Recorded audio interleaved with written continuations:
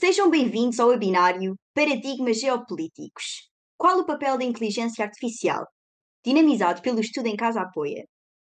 O meu nome é Vitória Marques e sou aluna do 12º ano na Escola Secundária Camilo Castelo Branco, no agrupamento de escolas de Carnaxide. Neste webinário, dedicado aos paradigmas geopolíticos, iremos tentar perceber qual o papel da inteligência artificial. Olá a todos. O meu nome é Catarina Monteiro e frequento o 12º ano na mesma escola. O nosso convidado é o Dr. Marco António Martins. É professor de Relações Internacionais na Universidade de Évora.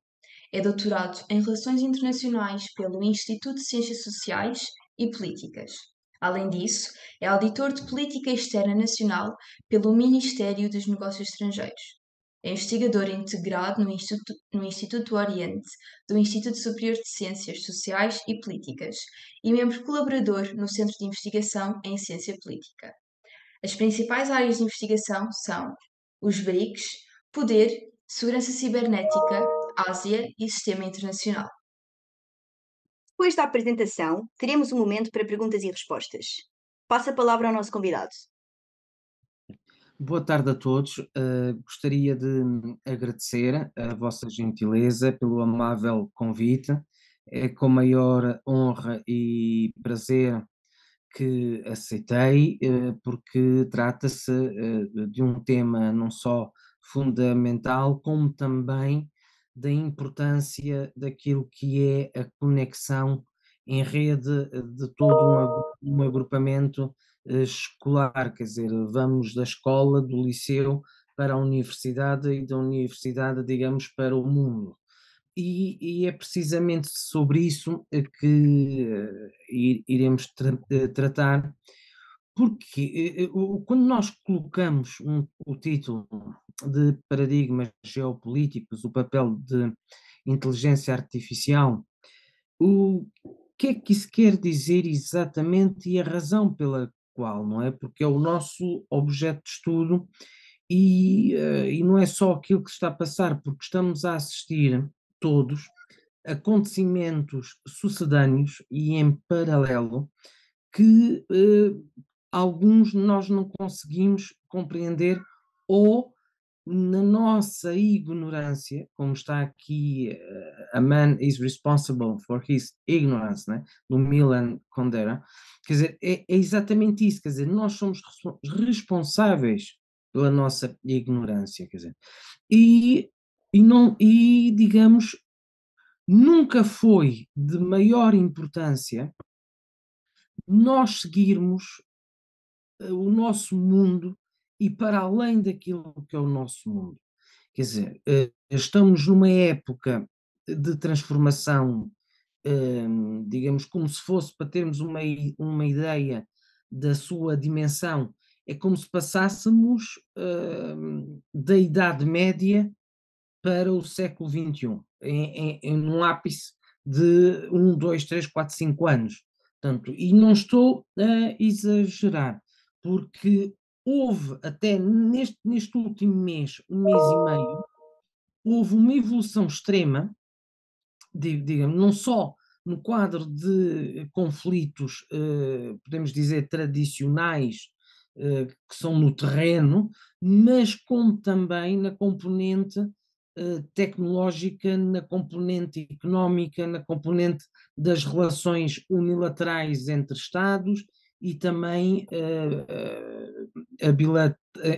unilaterais, perdão, do Estado para o Estado, é isso que eu queria dizer, e bilaterais do Estado para outro Estado e multilaterais quando é o Estado para uma organização internacional.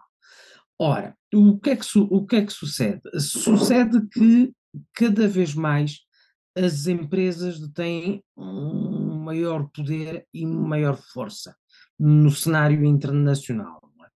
E é claro que há uma constante que existe desde que o homem surgiu, podemos assim dizer, não é? É que, apesar desta transformação, não é?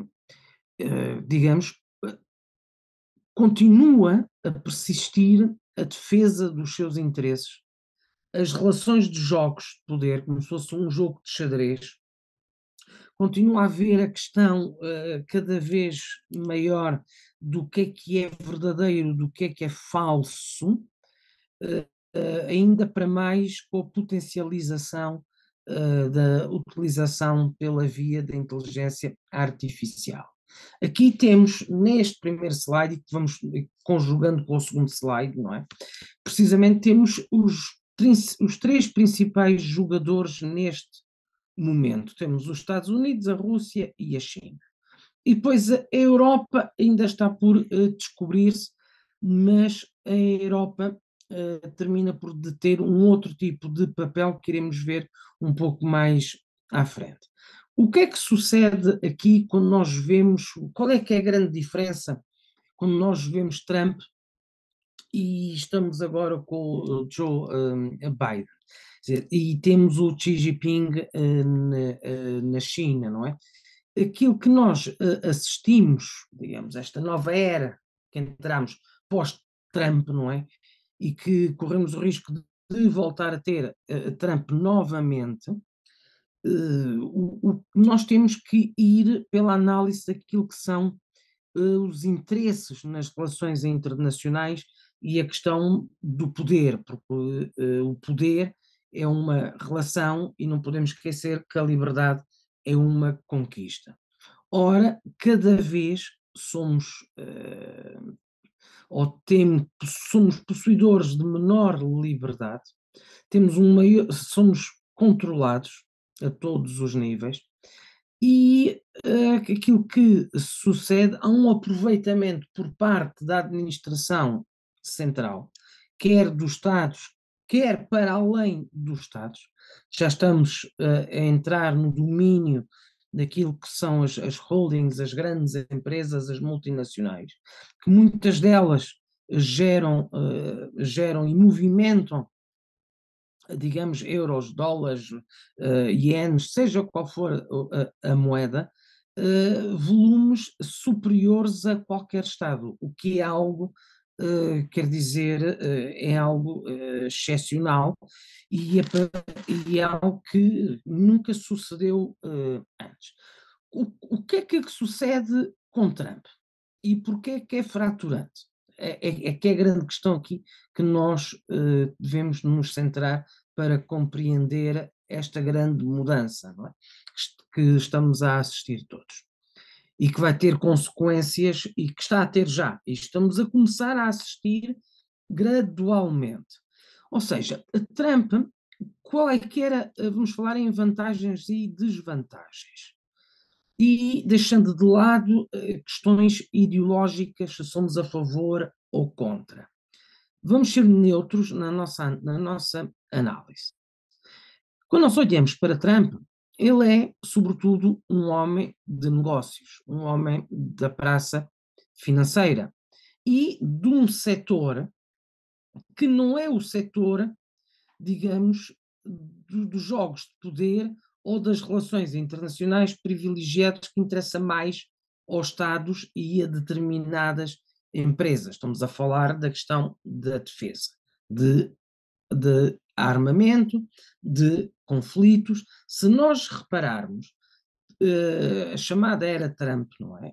E agora estamos no pós-Trump, mas durante Trump não tivemos conflitos ou guerras, quer dizer, porque ele procurava a negociação e o aproveitamento financeiro e alertou, digamos, para a problemática do isolamento dos Estados Unidos, da Europa, da China, de África, da América Latina, e que deveríamos potenciar, sim, o comércio internacional, reforçar as nossas empresas nacionais e reforçar também o papel do Estado e, ao mesmo tempo, o papel do mercado internacional, deixá-lo não por si próprio, mas também havendo um certo controle.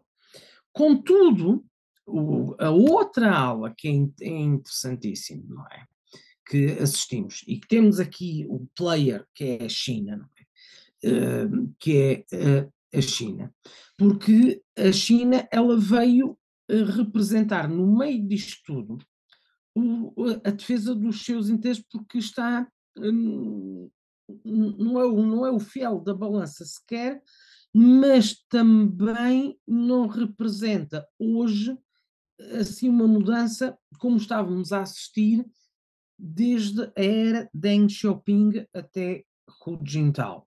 Aqui, Xi Jinping, ele veio provocar e gerar o regresso e a grande referência daquilo que é o legado do Mao Zedong, ou seja, o renascer, o brotar de um autoritarismo, digamos, apesar da sua projeção internacional representar o oposto, uma espécie de respeito pelos direitos humanos, a educação, do que é o sonho chinês, mas internamente é o isolamento e sempre irá apoiar a Rússia, ou sempre entre aspas, não é? Não podemos dar por garantido esse sempre. O que com Joe Biden e tendo um cenário de guerra atual, não só no Médio Oriente, como também na Ucrânia, que é em território europeu, não é? E que nesse âmbito coloca em jogo as organizações. Estamos a falar das Nações Unidas e estamos a falar dos BRICS, apesar de serem informal, mas formal, que eles tendem já existem enquanto organização, mas sobretudo a União Europeia. Ou seja, quando temos estes conflitos, temos que pensar quem lucra com o quê? Por exemplo, o António Guterres, enquanto, digamos, representante máximo das Nações Unidas, foi bastante criticado por simplesmente e resumidamente, sem entrar em detalhes político-ideológicos, dizendo nós queremos a paz, porque aquilo que está a suceder, estão a morrer milhares de crianças, milhares de mulheres, de civis, sem terem culpa absolutamente nenhuma.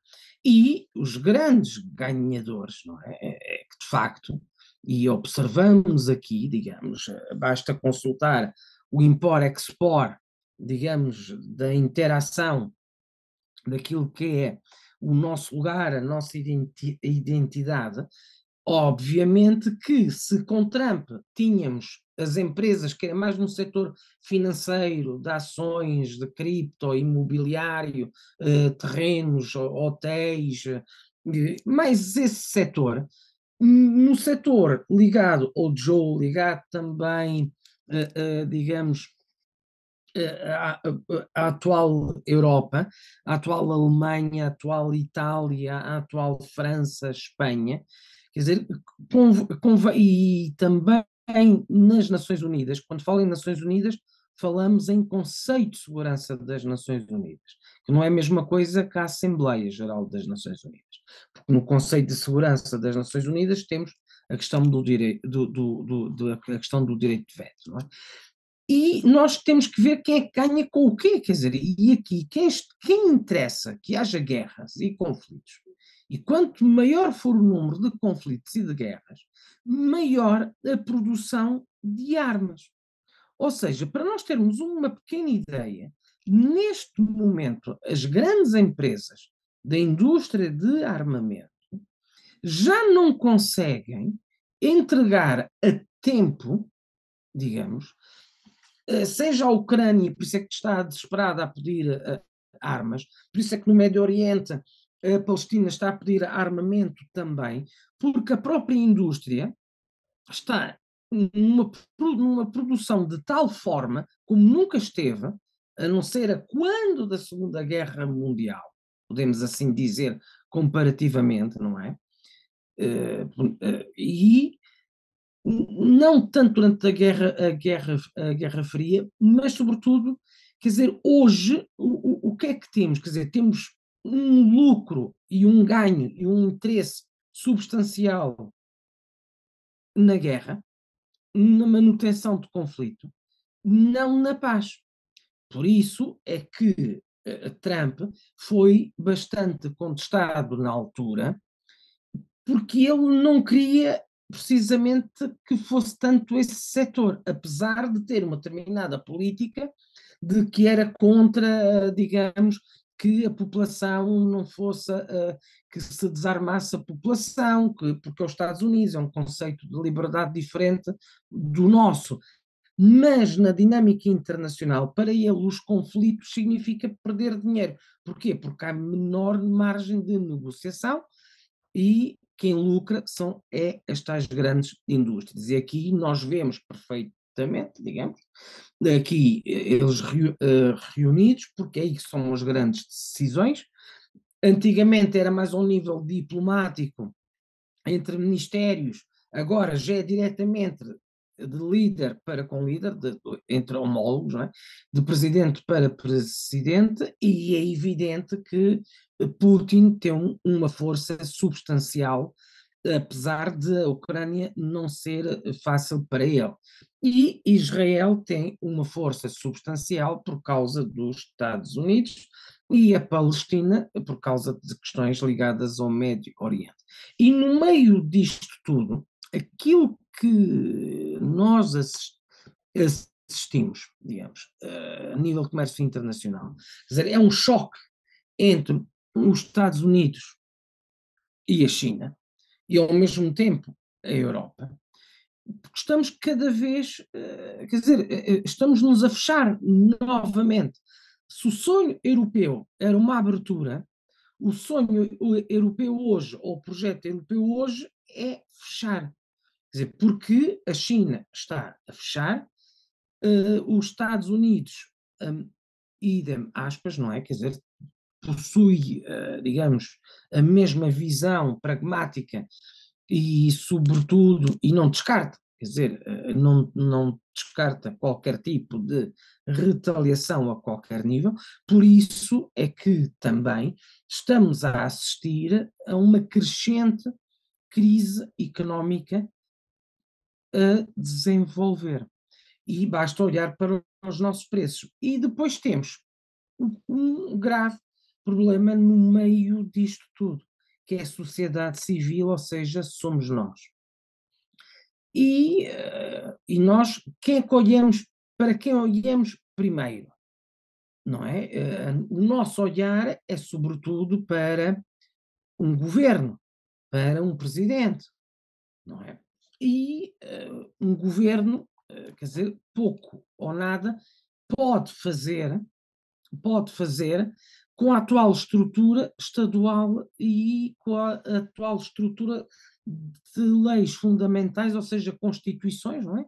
De país a país, que possuímos enquanto lei fundamental, que é o nosso princípio guia, não é? E depois as restantes leis em que está tudo regulamentado, os governos ficam impotentes, quer dizer, não conseguem controlar os preços porque já não depende deles, não é? Já depende dos principais players, quer dizer, que aqui temos os Estados Unidos, repito, a Rússia e a China e as fábricas e a indústria de armamento, que a seguir advém o petróleo. Ora, no meio disto tudo, surge um outro player da maior importância, em que, para já, não se tem dado a devida importância, que é a inteligência artificial, não é? E a nossa preocupação com a inteligência artificial tem sido, e com toda a razão, como é mais do que óbvio, não é? Tem sido mais ao nível do ensino, porque é o primeiro impacto, é nos alunos, é em casa, que nós utilizamos a inteligência artificial para ajudar a não sermos nós a escrever, mas sim dar ordens de comando ao chat GPT, que até a Microsoft já o integra no seu próprio browser, quer dizer, não é preciso pagar, mas existem outras plataformas, quer dizer, de maior avanço, que aí pagamos e aí já estamos a falar de uma inteligência artificial enquanto player, não é? Já não é somente o aluno, seja qual nível for, já não é somente o funcionário, seja qual nível for, ou a empresa, seja qual nível for, que pode usufruir, entre aspas, daquilo que a bem ou a mal, honestamente ou desonestamente, ou pessoalmente ou profissionalmente, digamos, da inteligência artificial e da sua capacidade de pensar. Porque hoje a inteligência artificial, ela consegue pensar.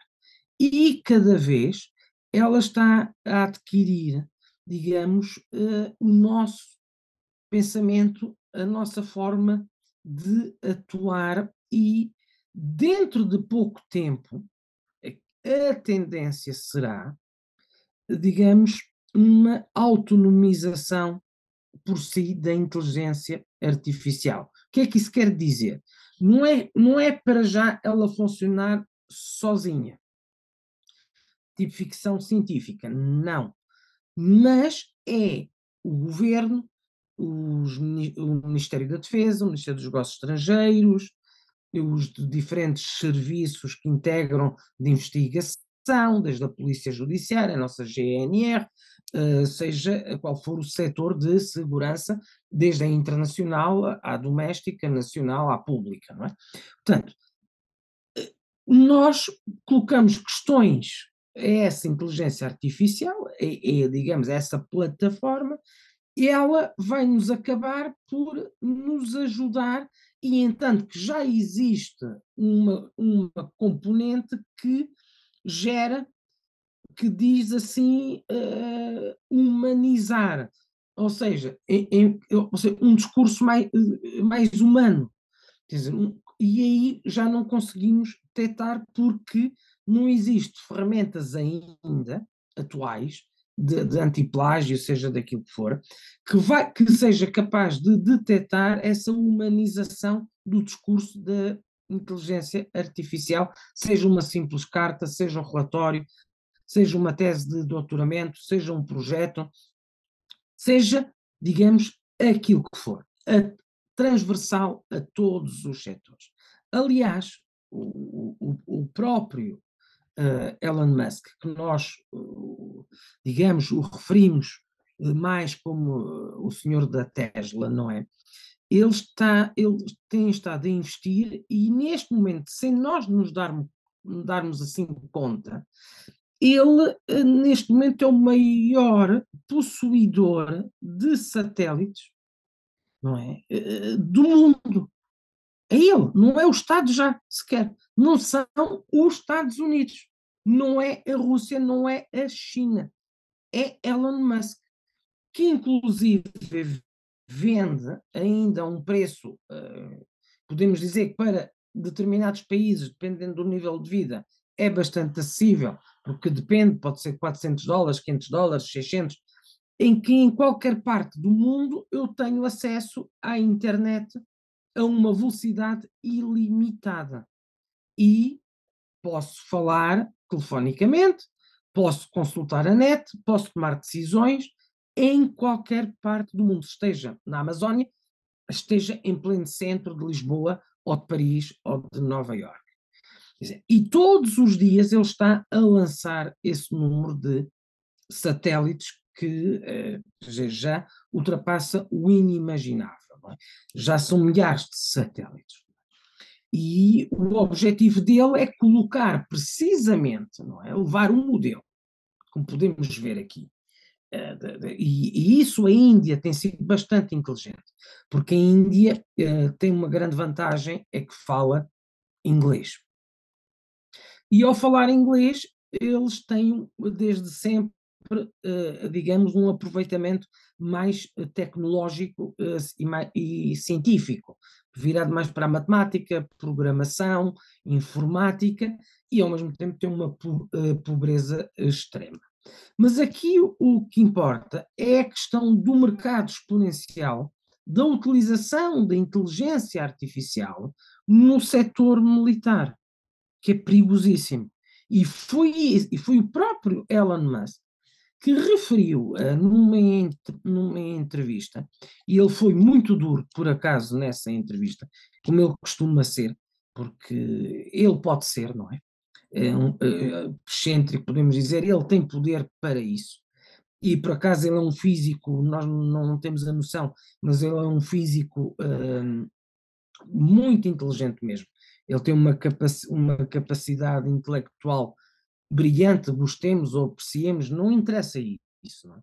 E ele alertou, referindo, até há bem pouco tempo, que os Estados, os governos, a sociedade civil não estão preparadas para a inteligência artificial e que nós não estamos a tomar a devida atenção ao papel da inteligência artificial, que a sua perigosidade ou a sua capacidade de destruição é devastadora, podendo-se superar a arma nuclear. Daí que Elon Musk esteja, digamos, numa espécie de obsessão em levar-nos para o planeta Marte, porque é o mais próximo, é o que tem maiores condições de habitabilidade e, sobretudo, de adaptabilidade para o ser humano, com uma certa urgência. Não é? E até a última interrogação também que se coloca e que veio nas notícias e que não são fake news e que não é manipulação, ao contrário, é real, não é? O próprio Bill Gates está neste momento também a construir um bunker antinuclear e não só, não é só um bunker, aquilo é no campo, digamos, ele está apostado, digamos, nos bastidores, na inteligência artificial, no seu aproveitamento, digamos, sem limite. E é isso que Elon Musk apela a esse cuidado, porque é devastador o papel. E o problema do meio disto tudo é que as crises que iremos ter, não é? Desde as escolas, por causa dos telemóveis, da questão de utilização da informática ou não, a questão do acesso ao emprego, a questão de que, como dizia o professor Adriano Moreira, quer dizer, o simples acto de colocar pão à mesa, por isso é que está aquela imagem de extrema pobreza ao lado de Elon Musk. Porquê é que está aquela imagem de pobreza ao lado de Elon Musk? Não é? Eu há dias e verifiquei a veracidade da informação, porque pareceu-me, de facto, quer dizer, essa informação ser algo que nos transcende completamente, não é? Para nós termos a ideia da fortuna pessoal e daquilo que representa Elon Musk em termos financeiros, não é? Veio num programa no qual também fizeram uma entrevista a ele, surgiu também nisso, nessa sequência. E, de facto, é verídico, não é? Não é falso, não é exagero, não é conspiração, é verídico. Mas é impressionante. Se nós colocarmos e fizermos uma torre com notas de dólares, não é? Da sua conta bancária, vamos assim dizer, como se tivesse só uma, mas não, obviamente que não, da sua conta bancária, da sua fortuna, e fizéssemos uma pequena torre, não é? Pequena salvo seja, para se ter a noção daquilo que ele possui e que é imbatível, essa torre toca o solo da nossa lua. Vai da casa dele, em torre, até tocar o sol da lua.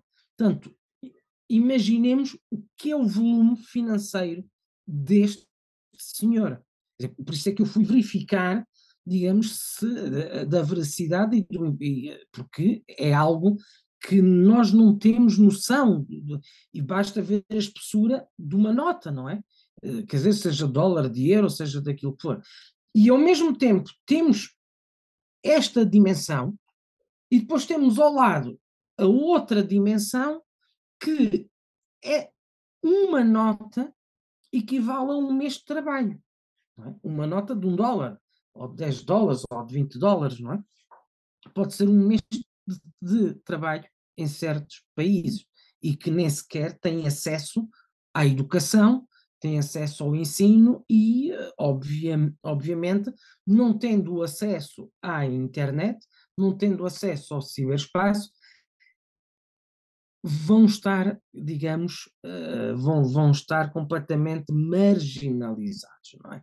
Quer dizer, e isso vai representar o quê? Vai representar, e é que entra, outras novas ameaças de futuras e prováveis guerras civis, digamos, derivado disso, e sobretudo de como nós, nas escolas e nas universidades, vamos ser capazes de avaliar ou de adaptar o nosso sistema de ensino, porque temos que integrar a inteligência artificial no ensino e vamos ter que reeducar a sociedade civil, desde os 3, 4 anos até, digamos, sem ver limite de idade, não é? Porque a inteligência artificial, nós não há volta a dar, quer dizer, não conseguimos contorná-la. Portanto, pode-se proibir a utilização de telemóveis nas escolas, nas universidades, os computadores, mas o problema não vai estar na escola, vai estar em casa. Portanto, e daí que a escola representa hoje, e deveria haver mesmo, e digamos, ensinar as crianças e ensinar os adultos o que é inteligência artificial, porque tudo isto que estamos a assistir, não é? É uma reconfiguração de todo um cenário mundial.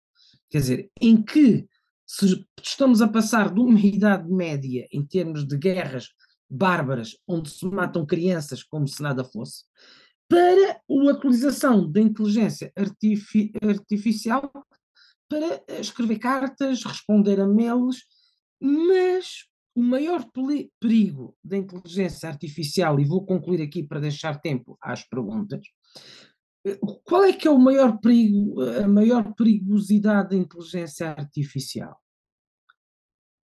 Por exemplo, estamos aqui hoje nós, estamos aqui X pessoas, cada um tem a sua voz, certo? A inteligência artificial permite não só, digamos, reproduzir a nossa voz, como os nossos gestos, a nossa forma de vestir, ou seja, é uma clonagem do ser humano. Agora, imaginemos um centro de decisão e não só, quer dizer, colocarmos alguém, aliás, qualquer um de vocês do 12º ano, 11º ano, 10º ano, nono, até ao 6º ano, desde que tenham um computador e que tenham acesso, já podem fazer isso porque está aberto nas plataformas de inteligência artificial. Quer dizer, reconstruir-nos, clonarmos e colocar-nos a falar e a tomar decisões como se fôssemos nós.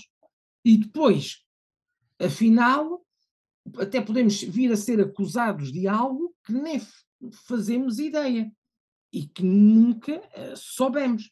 Mas depois cabe-nos provar que não éramos nós.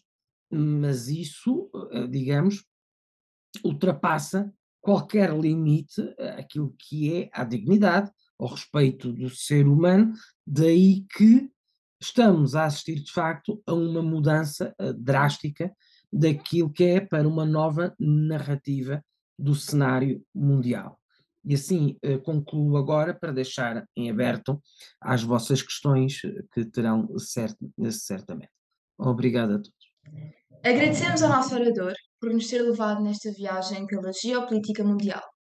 Ficámos a conhecer a sua perspectiva sobre este assunto. Vamos abrir espaço para perguntas e respostas. Mas antes temos uma pergunta para o Dr. Marco Martins. Obrigada. A primeira questão: considera que a humanidade corre perigo pela manipulação da opinião pública através da inteligência artificial como rastilho para novos conflitos e com consequências económicas?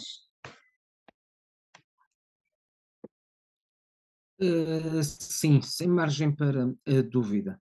Nós assistimos a uma transição, que foi a introdução das redes sociais, que ao princípio elas detinham um papel até bastante interessante, porque nos ligava ao mundo, e o próprio Zuckerberg no seu Facebook, e depois a seguir também o do Instagram, quer dizer, que veio, entre outras, não é? E aquilo que acontecia era ligar-nos e comunicar-nos.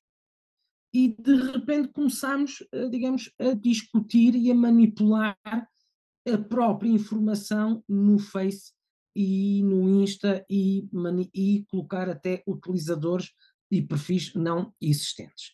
E obviamente uma sociedade civil e uma população menos informada acredita em tudo. Até dou um exemplo muito fácil.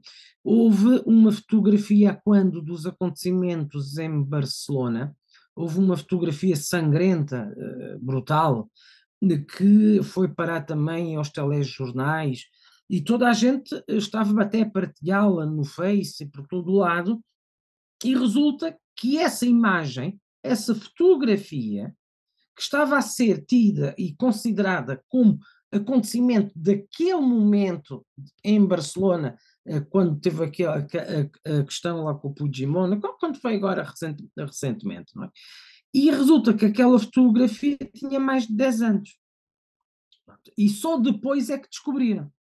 Ora, se sem inteligência artificial nós já éramos manipulados pela classe, digamos, que é transversal, é desde o social ao político, ao industrial, ao empresarial, quer dizer, e até entre nós todos, quer dizer, porque temos que, de facto, e volto, aquela frase de Milan Kundera é a frase-chave, quer dizer, temos que sair da nossa ignorância, porque hoje estamos como se estivéssemos na Idade Média, ignorantes mesmo, e temos muito que aprender. E a humanidade, sim, está em perigo, porque a inteligência artificial pode ajudar, e como referi, quer dizer, e ela de ter a capacidade de clonar cada um de nós, quer dizer, e reproduzir a nossa imagem, a nossa oratória, e também vocês e qualquer um de nós a todos os níveis concretizar, entre aspas, quer dizer, trabalhos que não são nossos e depois vamos humanizar, livros até podemos publicar na Amazon e vender, e nunca escrevemos esse livro, e que nem fazemos ideia o que esteja lá contido, e que sai perfeito. Agora imaginem isso aplicado, digamos, a determinados interesses políticos ou económicos com consequências para nós. Quer dizer, aí, a esse nível é evidente. Obrigada. A questão seguinte é: a inteligência artificial vai nos tirar empregos? Como lidar com essa realidade? Sim, neste momento ainda não, mas a tendência será, porque no meio empresarial, digamos, não é em todas, não estou a falar das pequenas e médias empresas, atenção, estou a falar dos grandes setores de indústria e das grandes empresas e de holdings e de multinacionais, estou a falar a outro nível. Quando se fala em até abrir uma futura empresa de determinado setor, procura-se dizer, bem, eu só preciso de 3 pessoas porque o resto é a robótica que faz ou via inteligência artificial. Ou seja, nós não somos necessários. Hoje ainda somos necessários, mas é que há um problema, por acaso, que nessa questão, levanta um outro problema bastante também preocupante. É que nós com as redes sociais, inocentemente, não é? E pela via profissional também dos nossos pais, em que, digamos, para ficarmos em casa ou tranquilos ou sentados, para não sairmos, porque antigamente o objetivo era sair. Hoje o objetivo é ficar em casa, não é? Vamos assim dizer, entre aspas, não é?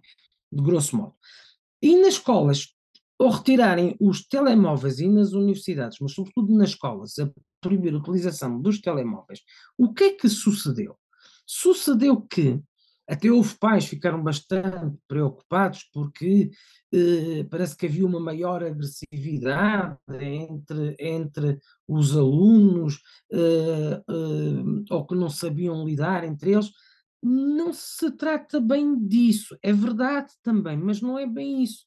É que, ao retirar o telemóvel, esse simples gesto está a fazer a que o nosso cérebro, que natural, somos seres humanos e somos, por norma, sociais. Temos que nos relacionar na sociedade. E se nos isolamos, vamos desaprender. E o Covid foi um exemplo disso. E nós estamos a sofrer essas consequências. Não é? Não é só económicas, é psicológicas.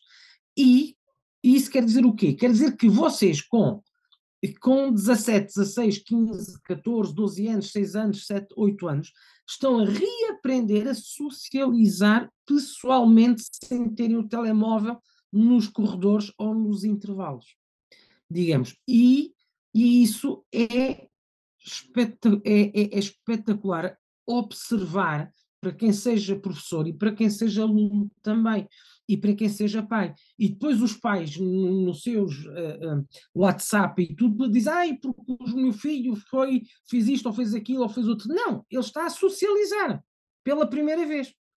Porquê? Porque estava habituado de ter essa violência verbal ou não verbal, podemos violência entre aspas, não é? Não vamos particularizar, não vamos generalizar. Mas não era, digamos, cara a cara, era pela via de mensagens. Ora, pela mensagem, nós expressamos-nos de uma forma diferente do que frontalmente. E agora, o que é que está a suceder na nossa sociedade? Todos nós estamos a aprender de novo a socializar, porque estamos a pôr de lado o telemóvel, por exemplo. Daí essa sua questão que levantou da questão profissional e sim coloca em causa e vai nos tirar emprego, sem dúvida. Mais tarde, sim, sim. E de facto, a inteligência artificial veio para ficar. Como é que a podemos integrar no processo do ensino de aprendizagem? A pergunta que coloca é uma pergunta complexa, difícil para todos nós, porque estamos numa fase, ao mesmo tempo, é que há duas velocidades, não é? Nós estamos numa velocidade diferente do avanço da inteligência artificial. Nós agora é que estamos digamos, a ter o seu conhecimento, não é? Mas cabe, sobretudo, não são os pais. Aqui vai ter que ser a escola.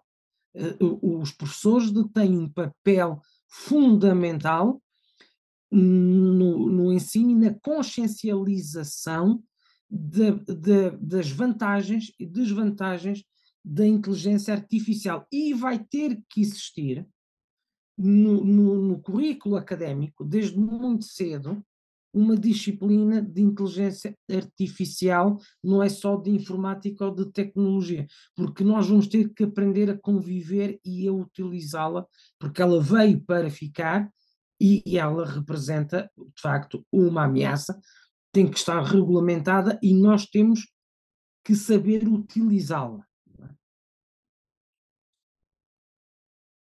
Até que ponto os Estados vão ter poder para regular a inteligência artificial? Boa pergunta, mesmo. Boa pergunta é essa. Até que ponto? O problema é que os Estados já estão com um excesso de regulamentação e a União Europeia também ultrapassa todos os limites em que nós próprios já nem sabemos o que é que regulamenta o quê, porque é todos os dias saem novas leis e novos decretos-leis, nem eles próprios sabem. Aliás, por vezes, nós acusamos até os governos, acusamos até injustamente, seja qual for a cor política, que o governante A, B, C ou D cometeu um determinado crime ou que fez uma determinada asneira, mas acabou por não cometer, quer dizer, se fosse há uns anos atrás, porque era permitido, mas é que já existe agora uma lei que não permite, restringe. E aqui, regulamentar, temos o problema de que para regulamentar significa restringir a utilização, ou seja, vamos perder aquilo que é a conquista de liberdade, digamos. E aqui vamos ter, digamos, em confronto o Estado com o mercado e com a sociedade civil, sem margem para dúvida. E regulamentar vai ser muito difícil. E eu iria pela via da regulamentação, aquilo que eu aconselho nesta fase, vale o que vale, não é? E que já é uma opinião minha, pessoal, passa, é sobretudo introduzir esta consciencialização e este ensino nas escolas. E, sobretudo, ensinar aos alunos uma nova socialização para que já não é o telemóvel, nem o WhatsApp, nem Face, nem Instagram, já é a inteligência artificial, quer dizer, temos essa consciência e esse nosso limite passa pela escola, porque os nossos pais, os vossos pais, quer dizer, ao nível de ferramentas de inteligência artificial, não vão conseguir, vão estar a anos-luz mesmo. Portanto, e cabe aos professores, digamos, fazer um esforço enorme e colocá-los a eles, digamos, no terreno, que são as escolas para vocês e nas universidades na formação. E, sobretudo, também no emprego, consciencializar os funcionários a esse nível, os técnicos e tudo, a todos os níveis, sim, sim, de igual forma. Muito obrigada. As questões que quiserem colocar podem ser enviadas para o e-mail estudemcasaapoia@dge.meg.pt. Fiquem atentos nos próximos webinários. Obrigada.